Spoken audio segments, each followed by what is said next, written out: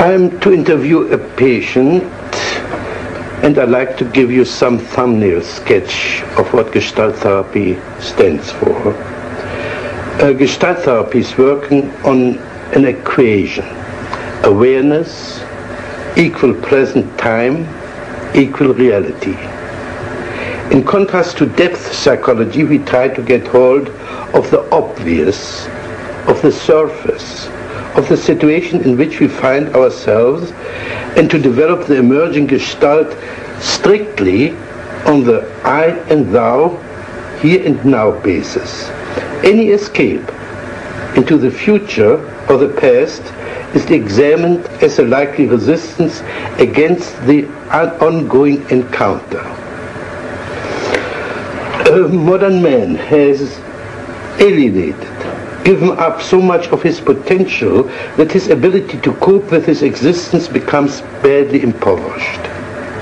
My aim is this: the patient should recover his lost potential.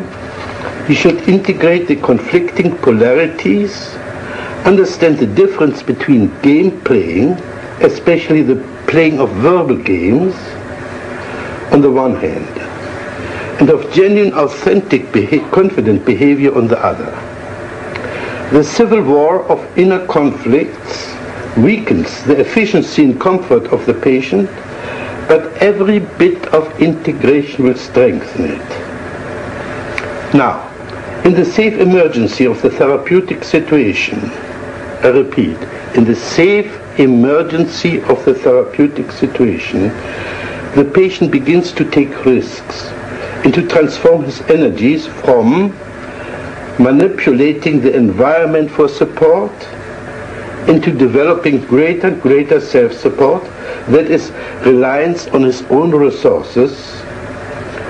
This process is called maturation.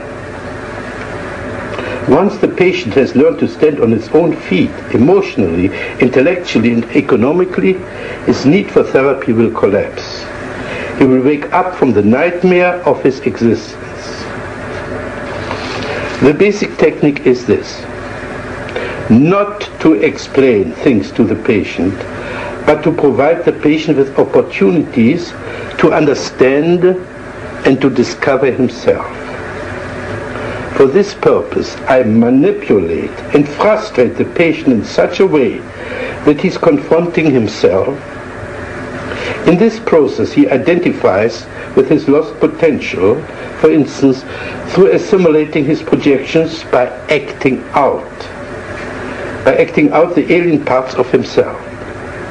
Principally, I consider any interpretation to be a therapeutic mistake, as this would imply that the therapist understands the patient better than the patient himself. Takes away from the patient the chance of discovering himself by himself, and prevents him from finding out his own values and style. On the other hand, I disregard most of the content of what the patient says and concentrate most on the non-verbal level, as this is the only one which is less subject to self-deception than his verbal pseudo-self-expression. On the non-verbal level, the relevant Gestalt will always emerge and can be dealt with in the here and now.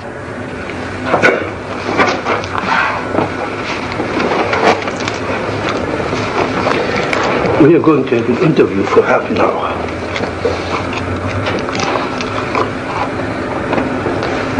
Right away, I'm scared.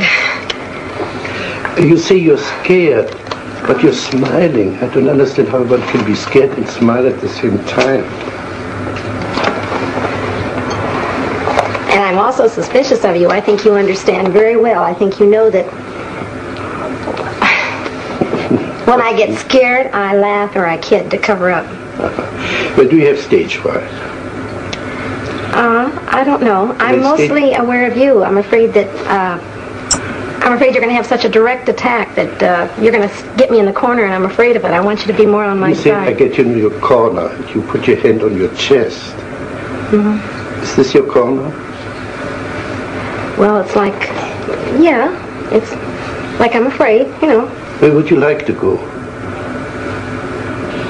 Can you describe the corner you like to go to? Yeah.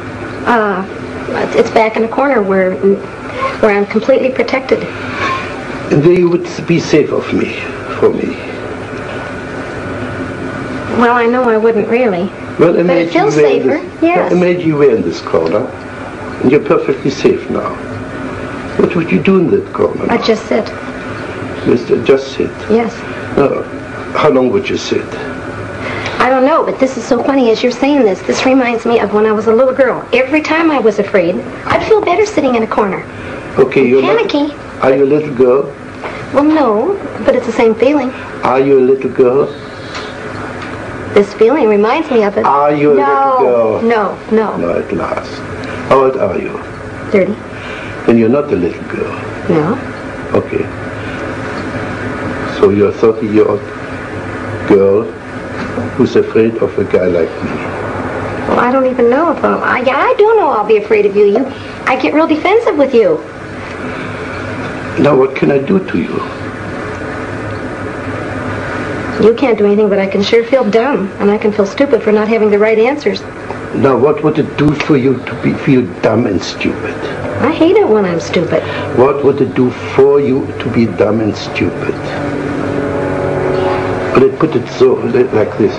What would it do to me if you would play dumb and stupid? That makes you all the smarter and all the higher above me. Then I really have to look up to you because you're so smart. Yeah. Oh, yeah. And butter me up right and left. No, I think you can do that all by yourself. I think the other way around. If you play dumb and stupid, you force me to be more explicit. That's been said to me before, but I don't buy it. I don't believe it. What are you doing with your feet now? Wiggling. What's the joke now? Oh, I'm afraid you're going to notice everything I do. Gee. Don't you want me? I want you to help me become more relaxed, yes. I don't want to be so defensive with you. I don't like to feel so defensive.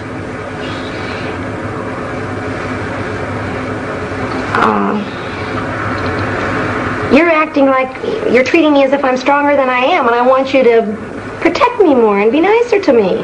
Are you aware of your smile? You don't believe a word what you say. I do too, but I know you're going to pick on me for it. Sure, you're bluff, you're phony.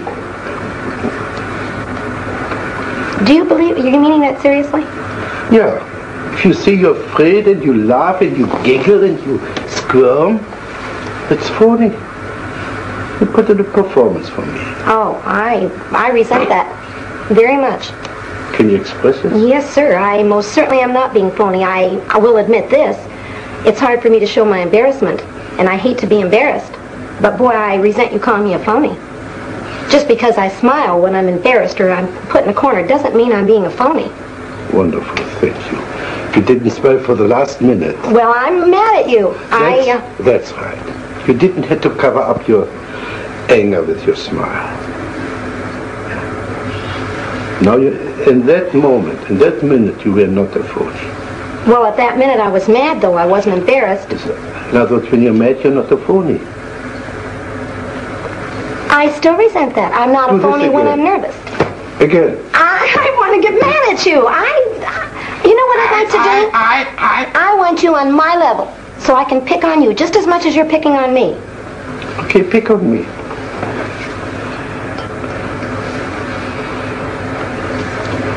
I have to wait till you say something that I can pick on, but... What does this mean? Can you develop this movement? I can't find words. I want to... Develop this, as if you were dancing.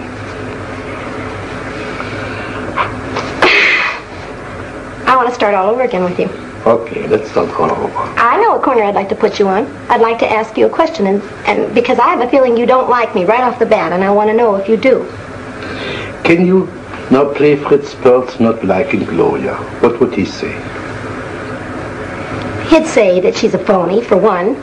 Say you are a phony. You're a phony, and you're a flip little girl, and you're a show-off. What would Gloria